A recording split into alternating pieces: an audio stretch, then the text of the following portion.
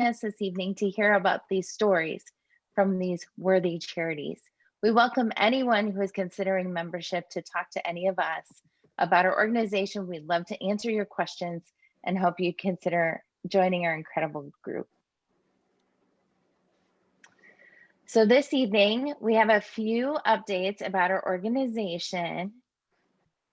We have, we'll move into our charity presentations, the vote, the Impact Award presentation, and then finally your wonderful contributions.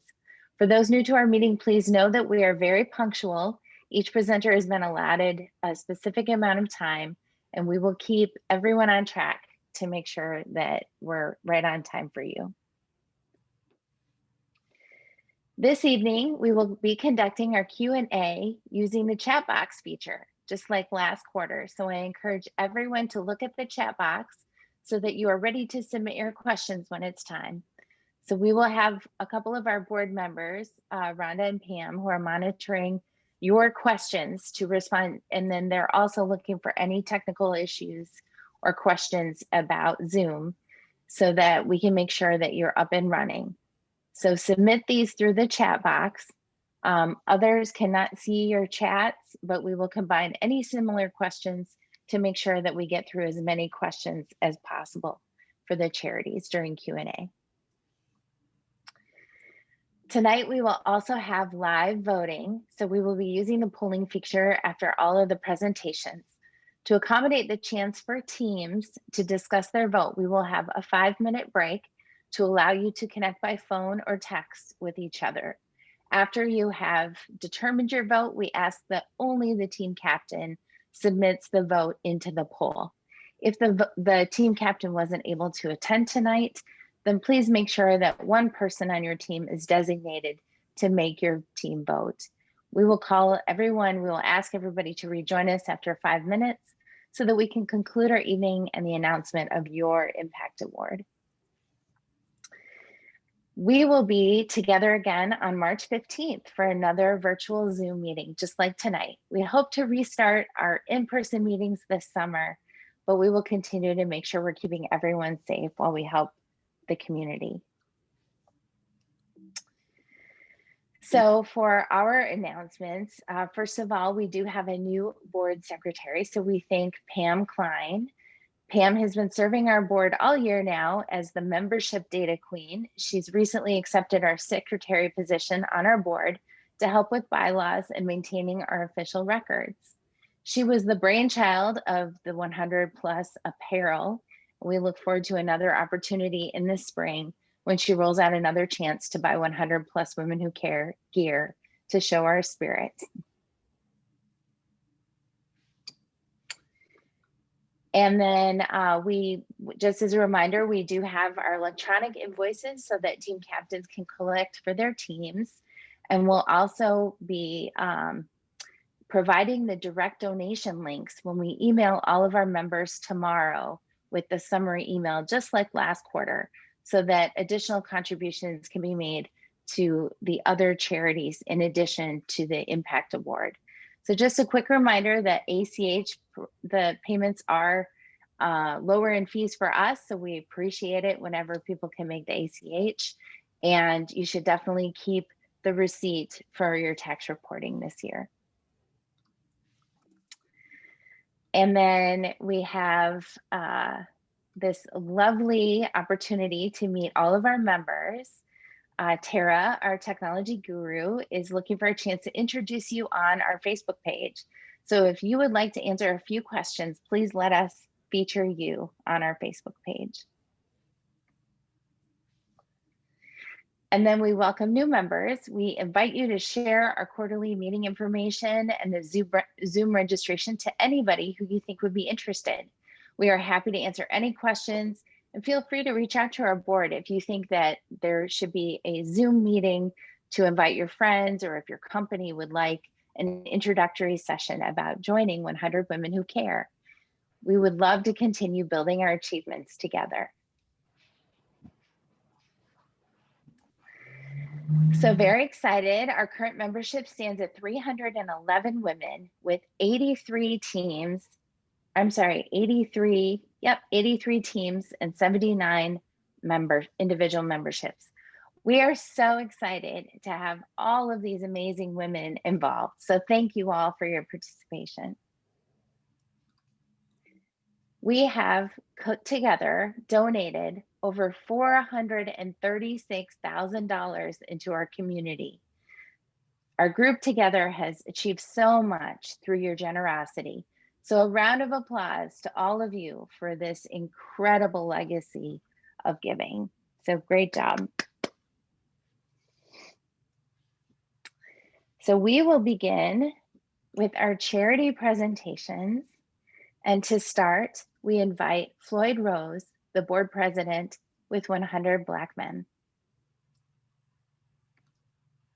Oh, you're muted.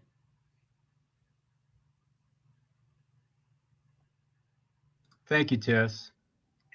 It is an honor and a privilege to present to the 100 plus women who care this evening. I'll be as succinct as I can. For 26 years, our vision has been to motivate children and adults to achieve and to become self-sufficient shareholders in the communities that we serve.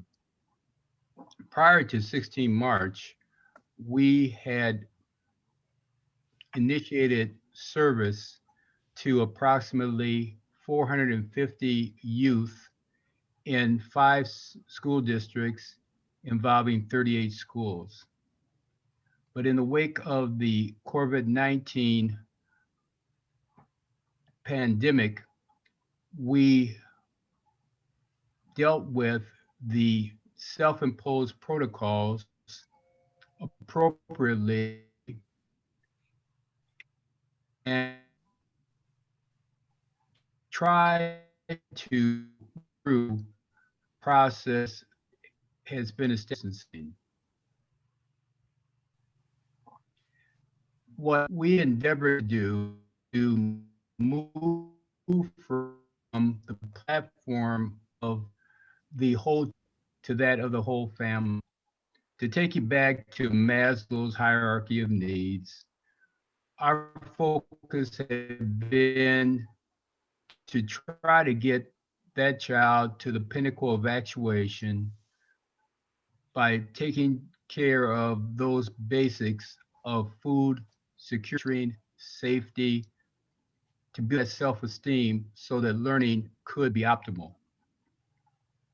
When the social distancing was imposed, which was the only decision that area schools could make, we found that many of the problems of limited income families were just exacerbated. And that when the call was made to have no school attendance as we once did on the 16th of March, it was discovered during the first week of April that 3,000 families had no connectivity within the Madison Metropolitan School District. Therefore, those children could not go to school. So we initiated Project 3000, which is to deal with food security, connectivity, virtual learning support, mentoring, and factual communication.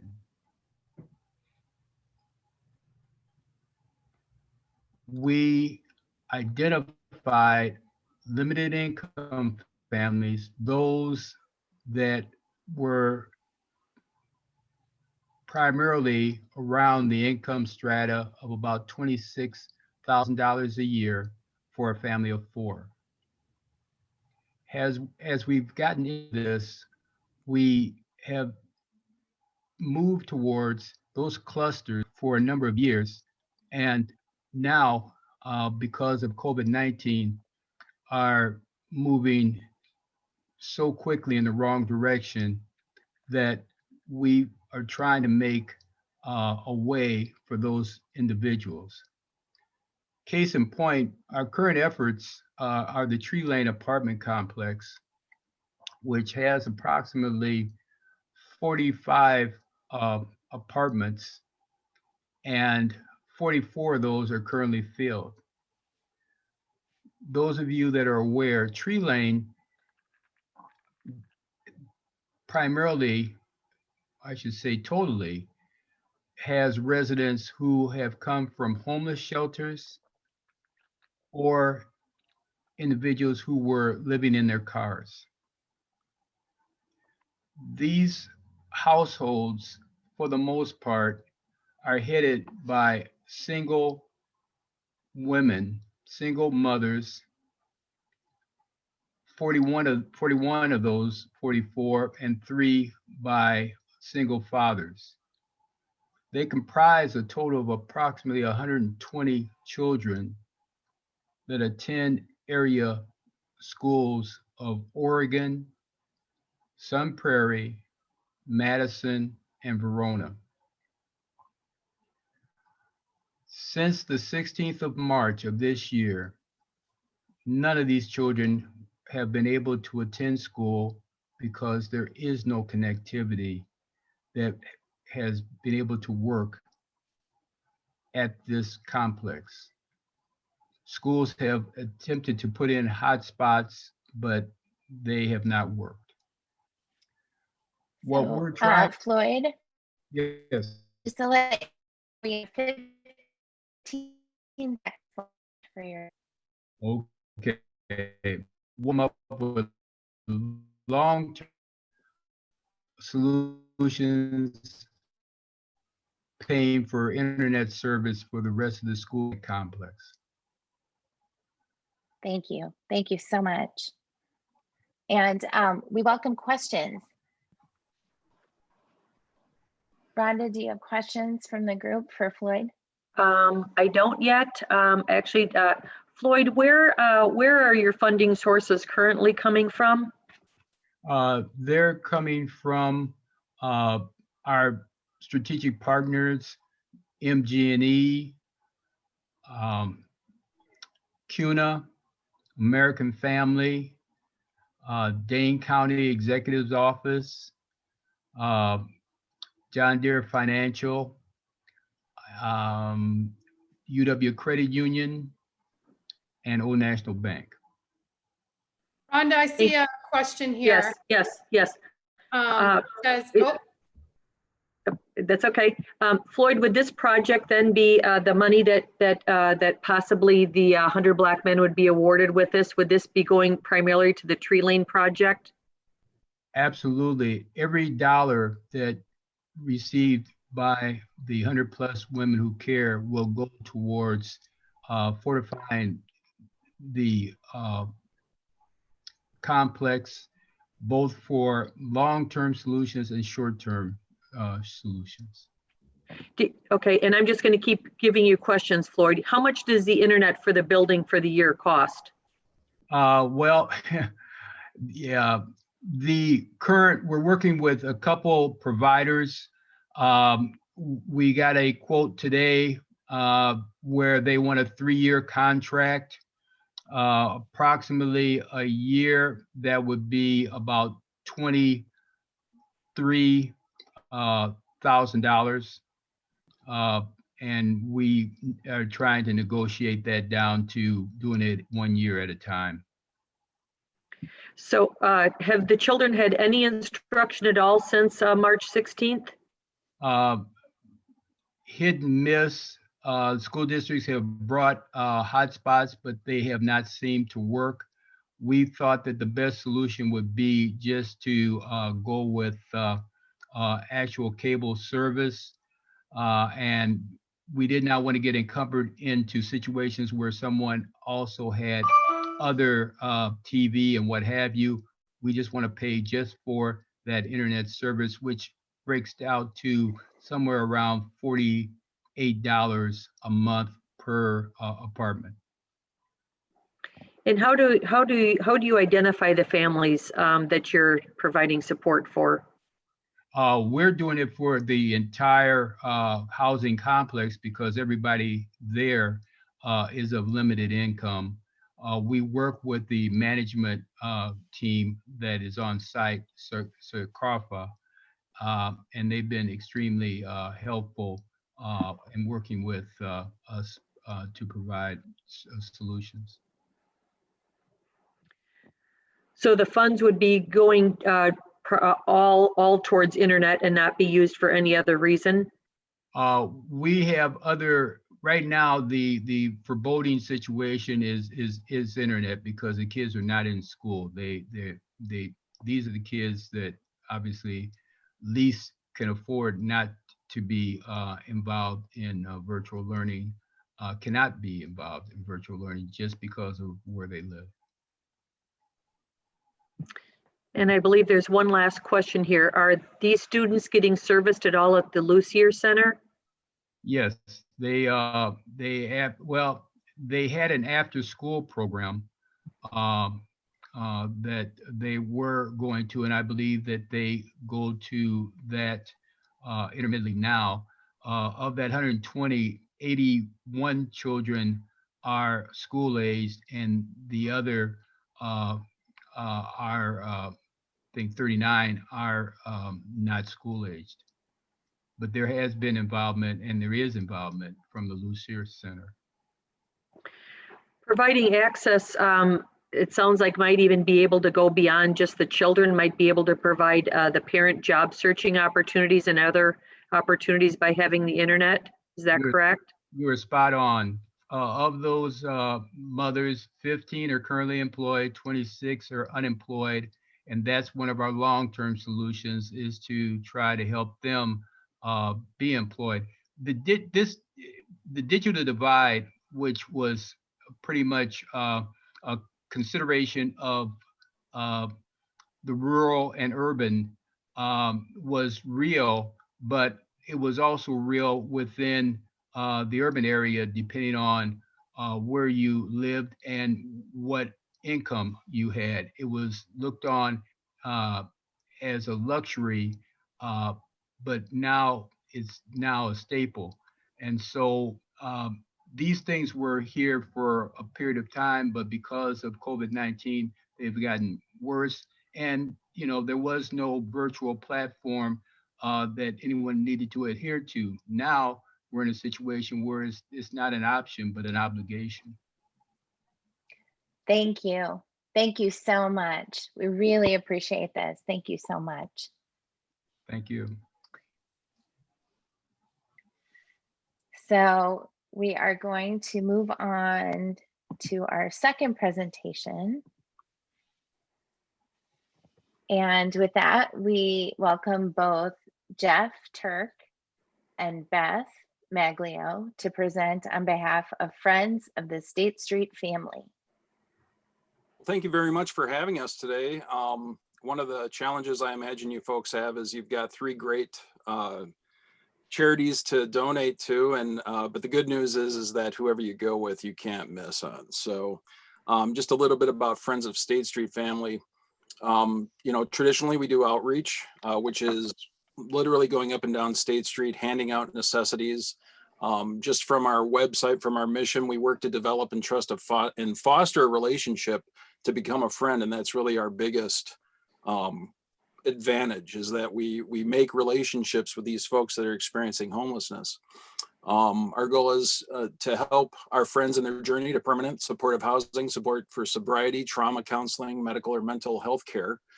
And this includes networking with our partners in the Madison community.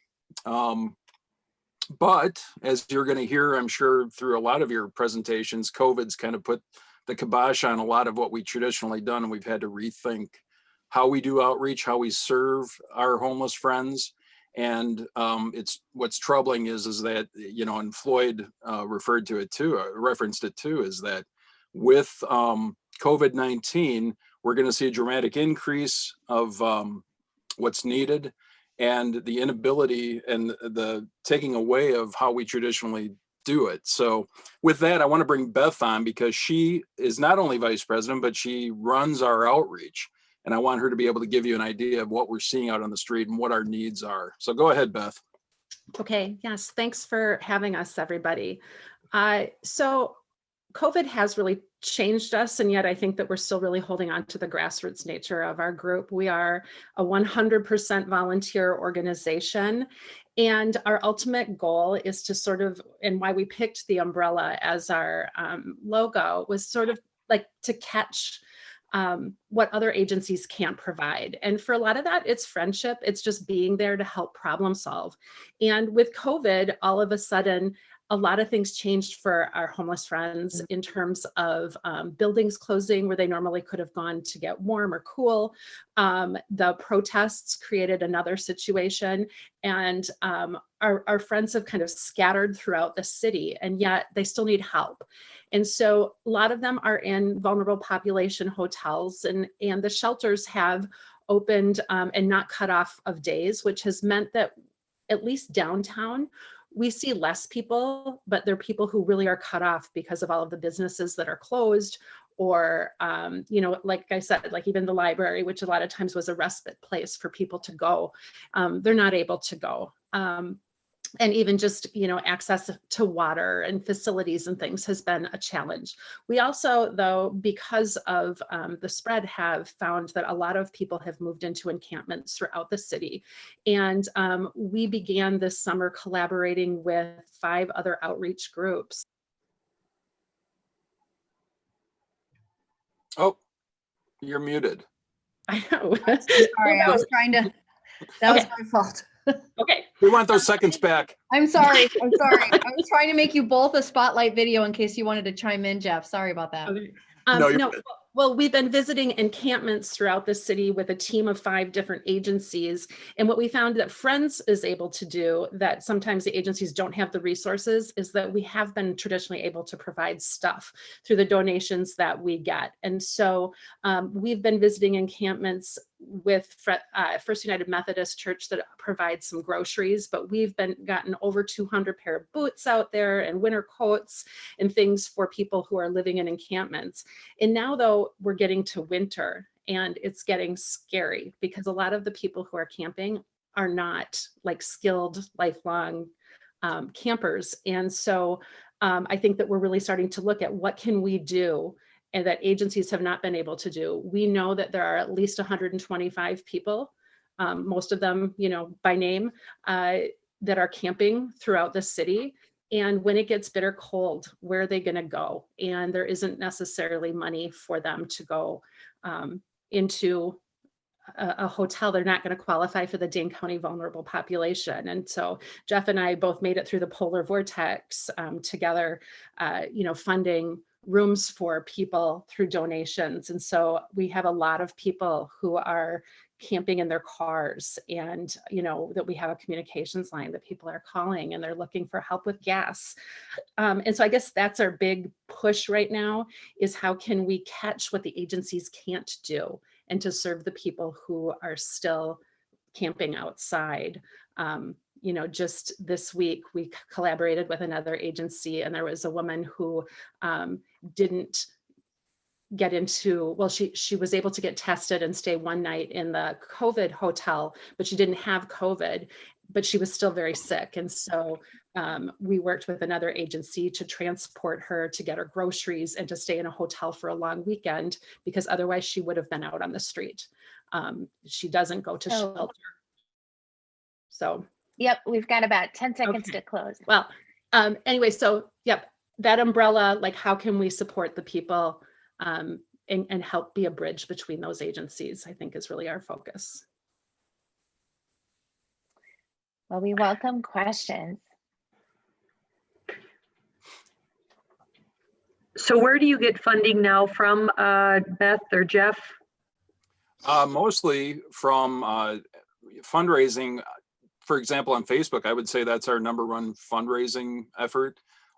We have gotten a couple of nice grants last year. We don't have a formal grant writing committee right now.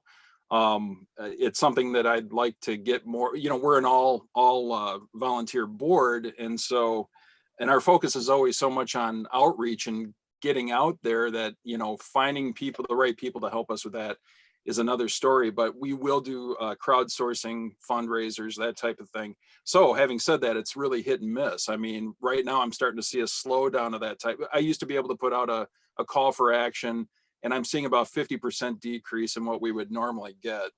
And I attribute that to the COVID issues and people not having work and struggling themselves. If you received the Impact Award tonight, how would the money be used? Beth, I'll let you go. Yeah, well, I think what I was trying to kind of hit on that last part is that the money would be used to directly support people who are outside by collaborating with other agencies and trying to see where we can help either find housing, to make sure that their cars are operational, to get them the supplies that they need if they are going to be staying outside, perhaps to help to fund and to remove barriers that are keeping them outside, renting storage so that they don't have to leave all of their stuff. And so really trying to best shelter the people who are still outside in some way that works with the way that they want to live their lives as well. So I saw one question about discounted rates, and we do have a volunteer that works with us who works with specific hotels and is able to negotiate like week-long prices and things like that. And Beth, let me jump in. We do have a budget, we have a pretty tight budget. We're pretty responsible. We work with, what's the nonprofit company we work with, Beth? I'm sorry, it's the Greater Madison Resource? No, for our accountant. Our Numbers for nonprofits. Numbers for nonprofits. But we have a really strict budget. But what we're running into is that we're dipping into our funds quite a bit because of these new challenges. So the car repairs, the minor car repairs, just to get people into a safe situation. So those are the types of things that we're most concerned about as we move into the winter, the hard winter months. And the agencies that you collaborate with could you expand on that? Sure. So we are part, we actually call ourselves the Madison Area Coordinated Outreach Team now, which is sort of something that's developed over the summer. And so any agency that has an outreach person, and generally, that's only 1 or 2 people per agency, but we work very closely with Sankofa and Briar Patch, Porch Light, Tellurian, First United Methodist, and others. So we participate in a weekly phone call that we're able to address issues, that we're able to identify what is happening around the city and to problem solve as well. And we've really taken on a pretty strong role in that. We right now, as people reach out and want to send donations to encampments, Friends is taking lead on organizing that stuff, because we were finding a lot of people just wanted to, like, out of the goodness of their hearts, just leave things, but they were only going to certain encampments and there was a lot of waste. And so how can we work together to make sure that everyone who's homeless in Madison has access to those sources as well? If someone's homeless in Madison, Beth or Jeff, how do they get a hold of your organization? Is there a 1-800 number, or how is that staffed? How do they get a hold of somebody? We have a communications line, 608-535-9394, and they would leave a message. We are not an emergency response team, but instead, so to make sure that I say that, but we have helped like neighborhoods who've had problems with people, not even problems, but working with people who are visiting in their neighborhoods or things like that. So it's not just for somebody who is experiencing homelessness. Donors and such can call our outreach line as well. Yeah, we also email, we have a Facebook group, and also, all of those agencies that I listed. I mean, I have regular text from any of those case managers that, that we're really able to support from behind, as well, so. So the homeless that are being, okay. No, that's last question. That was it. I tried. Thank you both. Thank you, Beth. Thank you, Jeff. Thank We you. appreciate thank you for the discussion. Thank you so much. And finally, we welcome Jane Nicholson. Jane Nicholson is the South Central Region Director of Junior Achievement of Wisconsin. Great. Thank you, Tess. For those of you who may not be aware of what Junior Achievement is, we are a global not-for-profit education organization that serves local youth in grades K through 12. We give youth the knowledge and skills to own their economic success and plan for their future.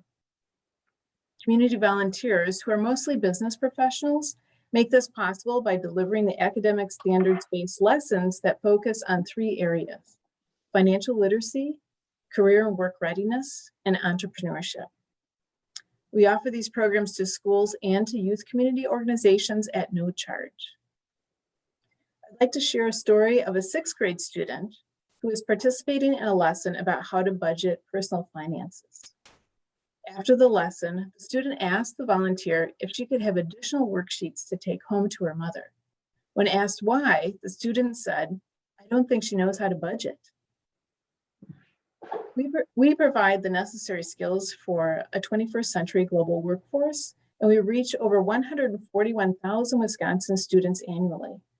Junior Achievement's community-focused structure allows in investments to stay locally.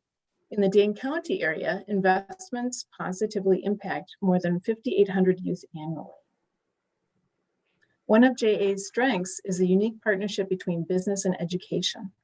Local corporate and community volunteers bring programs to life by sharing their personal and professional experiences and skills with the youth. The volunteers are both mentors and community ambassadors.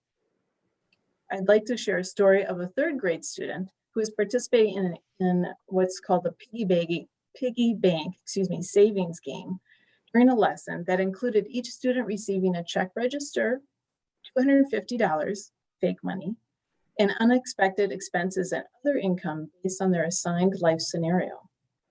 As the volunteer was reviewing the activity outcome, the student emphatically said, "I hate this game." When asked why, the student said, "It's too easy to go broke." When asked what their greatest need is right now, teachers, school administrators, and youth community leaders have said it is career and work readiness programs. We are so concerned about the future of high school students right now, especially those who are preparing to graduate in the next few years.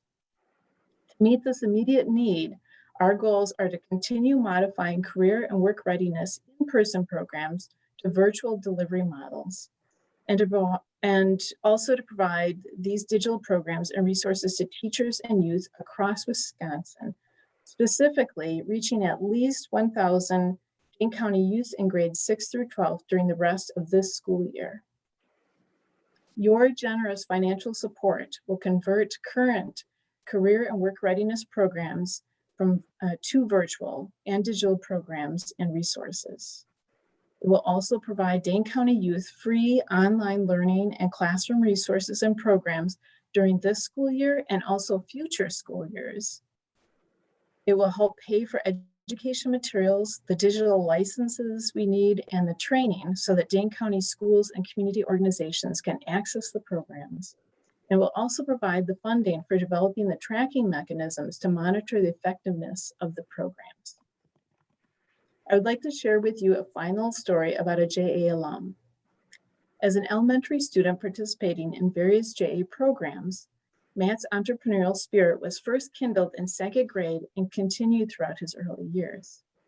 In high school, Matt started his own neighborhood computer repair business, which he still owns today. And in college, he began volunteering with JA. As a volunteer, Matt has discovered he learns just as much from his experiences as the students do. To give back is remarkable, Matt says. JA volunteers and programs have had a profound impact on my career and my life. Your time and consideration of partnering with Junior Achievement to help students spend more time planning for and dreaming about tomorrow and less time worrying about today is most appreciated. Thank you. Thank you, Jane. Thank you, Jane. Question number 1, is this program open to any child and any school in Dane County, regardless of their family's income? Yes, it is. It is open to every child. How do you decide which child or which children get chosen for this? So it goes through the schools or the community youth organization. And so what we're doing is we are spreading the word about all of our programs and marketing to all of the schools and the community organizations, and then contacting them and having groups sign up. So it goes through the schools. And right now, because we're able to change it over to virtual, and that's what we're working on, it has really expanded who can participate in the program. So we're also finding that families are using a lot of the resources also. And where does your other funding come from? Our funding comes from corporations and foundations. We write a lot of grants, and also individuals.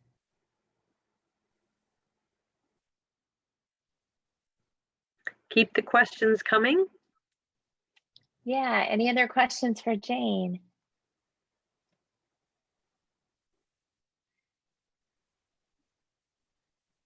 What does a typical program look like from the eyes of a child? Thank you. I appreciate you asking that question. So it gives me a chance to talk a little bit about our program. So the programs are for K through 12, and the programs are hands-on. So they have a lot of activities, a lot of educational games that have happened also.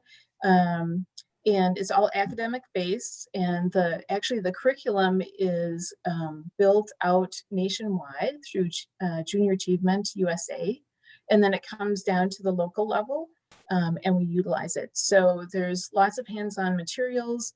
Now that it's virtual, the volunteers, what we're changing over to is that they are what we're calling beaming into the classrooms and giving lessons that way. Sometimes we can actually get them the kits. Our programs initially were in person with kits that were taken in with all of the hands-on materials. And so there's lots of different activities for the children to participate in. And now that it's virtual, we're distributing some of those either through schools, through when they're giving out their weekly or monthly program materials, and their meals, also their weekly meals, so that we're getting some of those materials right to the classrooms there. 2 questions. How long has JA been in Madison, and are you affiliated with Chambers of Commerce? So with both of those, we are affiliated with the Chambers of Commerce, and we work closely with them in the regions that we are to reach out to as many youth as possible. And what was the other question again, please? How long has JA been in Madison? So JA USA is 100 years old, and we've been in Madison for about half of that time. How many youth participate annually? In just Dane County or? Dane County. In Dane County. So we have about 5,800 students who participate annually in just Dane County. And will this money be spent in Madison only, or Dane County, or a little bit more specifics on the money? Yep, it'll be spent in Dane County. We have a number of schools who participate in the programs, and with the career and work readiness, we're looking at 6th through 12th grade in particular right now, because that's where we're hearing the need is. So we work with the Madison School District a lot, with La Follette High School, East, West, also DeForest, Sun Prairie, Mount Horeb, McFarland. I'm probably missing a few in there too. Madison Memorial, Middleton, and Verona also. Last question, how do you recruit volunteers? Recruiting volunteers is actually our partnership with a number of businesses. So what we look at for partnering with them first and foremost is through volunteerism. And so we have strong partnerships with Summit Bank, Associated Bank, Wells Fargo, and a number of other larger organizations too. So it's really just talking with them, looking, some of those organizations have work release programs too. For example, having some conversations with TDS, they have 3 days a year that the employees can volunteer. So we're just trying to match up with some of those. That's our core of our program, is matching up the businesses with the different schools and the youth community organizations, because that is really the unique partnership where it's those people who are really making the connections and forming those mentorships with the students. Well, thank you, Jane. Yeah, thank you so much. We appreciate your presentation. Thank you. Well, we invite all of our teams to communicate and connect with each other, and either call each other or text and try to decide between these 3 wonderful organizations. We're going to put the slide up with the summaries for each of the 3 organizations, and we'll give it about 5 minutes and reconvening at 6:47.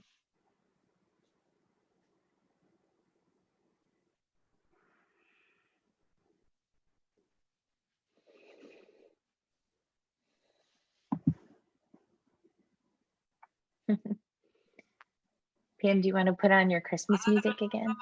If there'll be snow, have a cup of cheer. On it. Have a holly jolly Christmas. And when you walk down the street. Yeah, I hate to interrupt the Christmas music again, but did we get to vote? Because a vote thing came up on my screen. Yep, we only ask that paying members vote. Yeah. So, Okay. yeah, thank you. Somebody waits for you. Kiss her once for me. Have a holly jolly Christmas. And in case you didn't hear, oh my golly, have a holly. Tess, do you want me to put the nonprofits in a waiting room? Sure. Okay.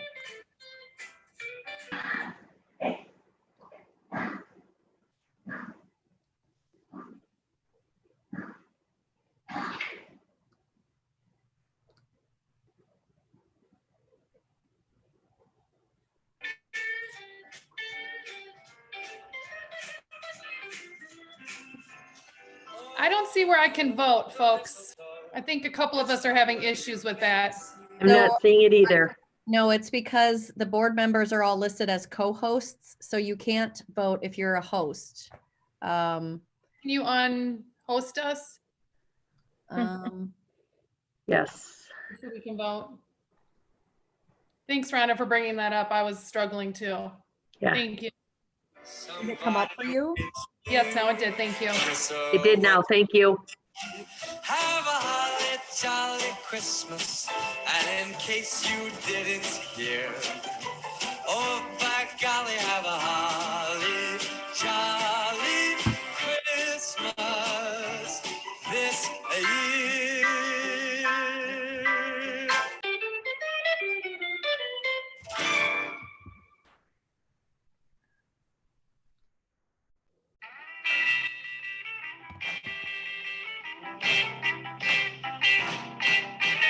Out of all the reindeers, you know you're the mastermind.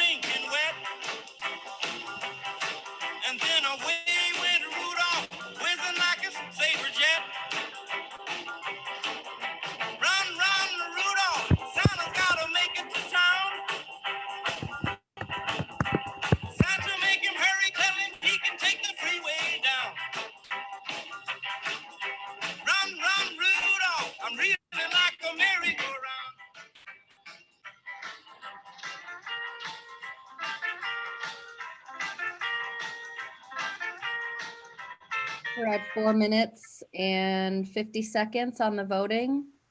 So 10 more seconds, Tess? Sounds great. Thank you very much.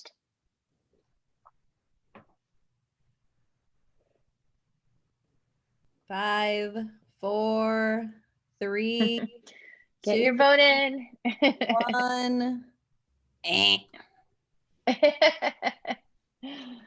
All right, ladies, thank you so much. Thank you. We're calling you back. We are going to welcome to the screen the Northside Planning Council. Abba Thacker is joining us to give us an update on the grant that they won last quarter and to tell us how it's going. Great, thank you, Tess. It's great to be back here with all of you. Yes, so we were thrilled to receive the grant last quarter, and we did our best to make the most of it. So basically what has been happening since is we've been working with our partners in the emergency food system and the various locations that, like the neighborhood sites that we deliver to try to assess when the best time to start would be. And we heard from a lot of folks that they wanted us to wait till after Thanksgiving because leading up to Thanksgiving, there's often a huge glut in the emergency food system, especially because of all of the COVID response money that was coming through the CARES Act. But that is actually starting to dry up a bit now. And so they thought this would be a really good time leading into Christmas and then especially for January and March. So we are starting with a few test sites this week. But I will tell you that the most exciting part of it is we were able to use these funds and it made a huge difference to leverage other funding and particularly along matching funds. And so we turned your 15,000 into 70,000 actually just in the last, most of that in the last 8 weeks. Tonight, we just got the final go-ahead for that $50,000 and we'll get the contract in the mail this week. So that's going to allow us to do a lot of efficient purchasing and then in order to bring the cost per meal down, and we will be able to extend the program for a couple of months because of that. So thank you. That made a huge difference for us to have some money in hand so that other donors felt like they could step up and make sure that the program was going to go somewhere. So it was pretty tremendous. Can I answer? Thank you. Yeah. Yes, thank you. Well, we are delighted. So thank you so much. And just to let everyone know, Abba did share with me a video. And so in the summary email that we're sending tomorrow, there's a clip and it kind of includes an additional thank you from people that were impacted. Is that right, Abba? Yep. Yeah. So we met with our Feed to Go volunteers, the drivers, to hear from them about what they appreciated, as well as feedback for our next round, and particularly how to do it in winter, because our last time it was getting warmer rather than colder, and also what they thought about various things around meal choice and distribution. So we took clips of that and we put it together into a 5-minute video that Tess will share. And you'll get to hear from them. In fact, one of your members, Bobby Reuter, was one of our drivers, and so she's on the call too. So we hope you'll enjoy that. I think it was a really meaningful experience for them. Just all in all, a win-win for everybody. So thanks. Thank you, Abba. Thank you so much. Well, we are very excited. We get to present our Impact Award winner for this evening. And just a quick reminder that we do want to have each of you save the date for our March meeting, which is March 15th. We will be doing it by Zoom, and hopefully we'll be able to switch over to in-person meetings within a couple quarters. But for right now, we're continuing to do it by Zoom. And our Impact Award winner for this evening is Friends of the Straight Street family. So congratulations. Thank you so much to each of the speakers.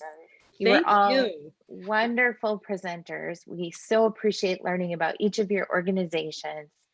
And we will also include potential donation links so that our members, if they want to make additional donations, they can provide those directly to your charities. Thank you so much. Congratulations. Thank you. And thank you, ladies. We do have information about how to make your contributions. You can always send a check to our PO box for your contribution, or use our electronic invoice. And we can't wait to see you on March 15th. But until then, have a wonderful, wonderful holiday. Please enjoy, please enjoy the holiday season as best as each of you can, but most of all, stay safe. And we are so appreciative of each of you. So thank you. Thank you. Thank you. Thank you so much. Bye, everyone. Happy New Year. Bye. Little lamb, do you see what I see? Do you see what I see? Way up in